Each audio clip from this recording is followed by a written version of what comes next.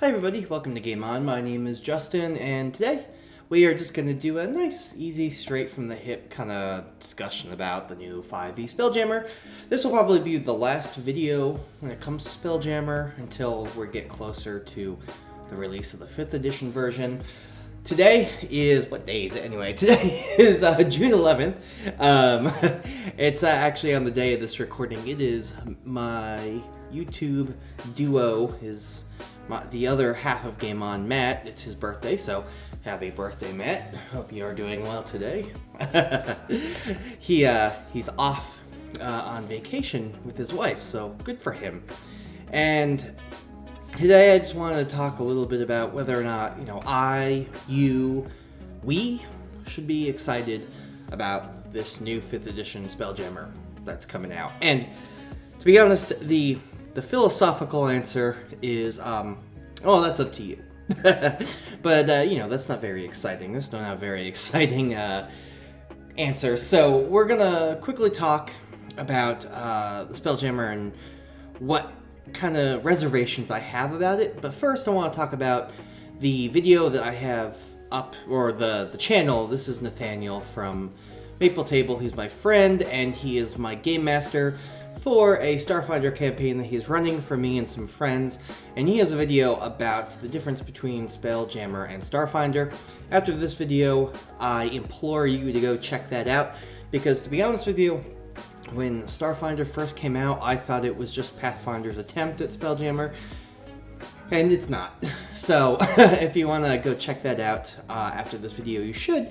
And the reason why I bring that up is because, there's not a whole lot of sci-fi-ish space games I get to play in these days. Player buy-in for Traveler, Stars Without Numbers, the Alien RPG, or even the BattleTech RPG. It's hard to get, but everybody, whether you like it or not, Dungeons & Dragons 5th edition is just the big topic. It's the largest RPG out there, and it's just one that you can always get players to play, and it's going to be a lot easier to get player buy-in to do a sci-fi game that uses the 5th edition engine, and that is both good and bad. I'm excited for one. Matt and I are both excited for something different. I can't completely speak for Matt, he's not here, but I can tell you, he has told me multiple times, and we have said on multiple videos, that we're both we feel 5th edition is stale. We play tested it back when it was D&D Next. That's actually how Matt and I met each other, was through the D&D Next playtest. And we've been playing this for, 6 years now? I don't know how long it's been out. It's been out forever. 7 years now since the next playtest, at least maybe even 8. And it's just, we're getting kind of stale. It feels kind of like I've played everything out. And a couple of years ago, I wrote my own Spelljammer 5th edition homebrew rules. And if you like this video, maybe I can show you some of those rules that I made. So again, like this video if you want to see some of those space combat homebrew rules I made.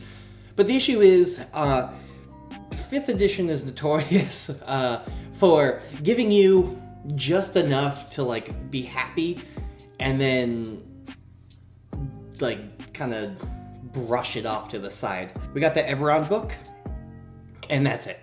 The Greyhawk book, which was Ghost of Saltmarsh. Nothing else other than Ghost of Saltmarsh. Nothing official.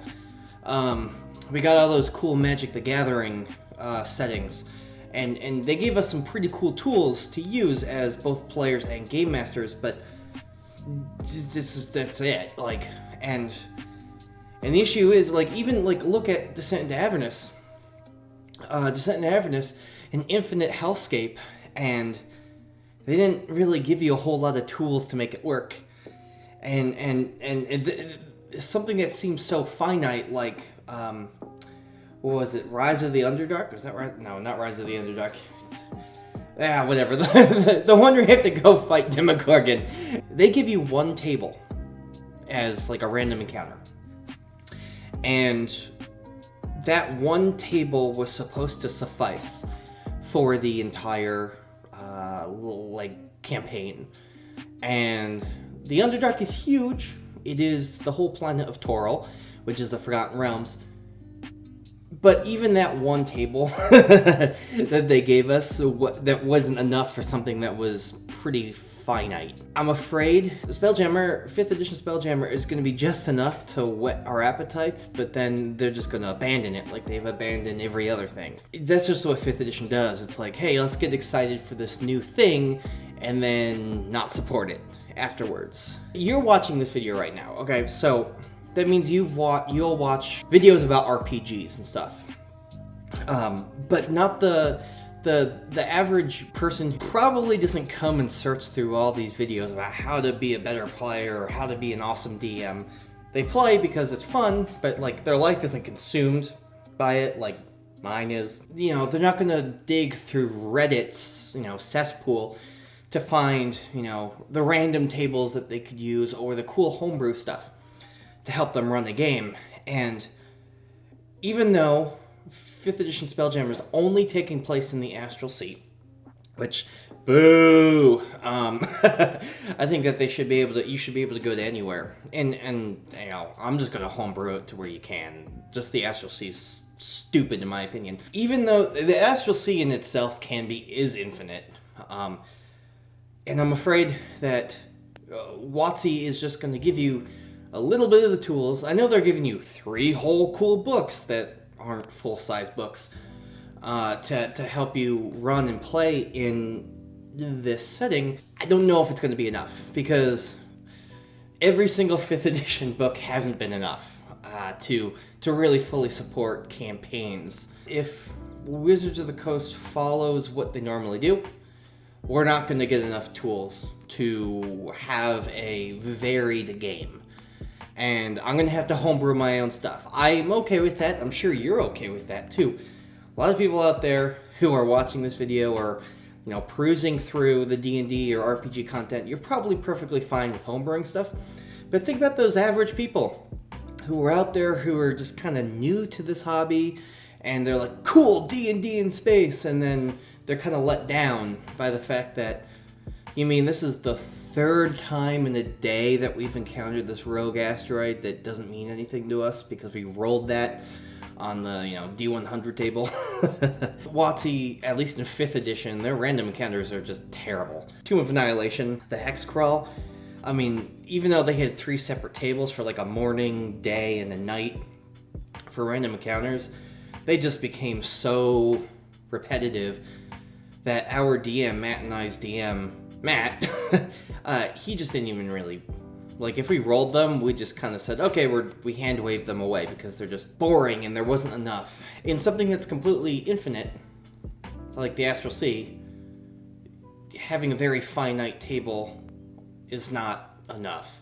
This is how Wizards of the Coast works. It's like, cool, thanks Wizards, you gave us this really awesome tool to run things in Greyhawk. You gave us all these cool little tables and ways to generate our own adventures. However, we've played through a couple of them, and, we've played through most of them. We're only level 6, 7, and, we'd like a couple more things to help flesh out our Greyhawk campaign. What can we do? And Wizards of the Coast is like, fear not, because the advantage-disadvantage system is the powerhouse of 5th edition. Okay, but now what? So it's like that's just kind of how it feels. It's like, please give us more. You give us just enough, and then you don't give us anything. Should we be excited for it? Yes, but don't hold your breath for rule support for a very long grandeur campaign. I don't care what the press releases say, and you'll be fine. It's not there. It's unfortunately, WoTC, I know you're probably not watching this, but if you were, let's look at your history. That's just what you do. You give us a book, it gives us enough to run a good small campaign, but then you don't give us enough to make it a grand campaign. So anyway, this is kind of a sad, sort of sad video. I'm just trying to be a realist here. I'm excited, but I'm also concerned that it might turn people off from Spelljammer. I thank you guys all for watching. Leave a comment on how you guys feel about the new Spelljammer, and are you excited for it? Are you not holding your breath? Are you kind of like me, where you're in the middle? I hope that you guys are doing great. I'm sorry that this is kind of just a different style of video, but I really wanted to just go off the cuff on this one. Thank you all for watching, and go check out Nathaniel's video on the Maple Table. Go check out Zero's Hobbies. Go check out everybody. Go check out... Yeah, anyway, I'll have some links in the description for other channels you should go check out. Thank you all very much for watching. Again, my name is Justin. Happy birthday, Matt. And as always, game on.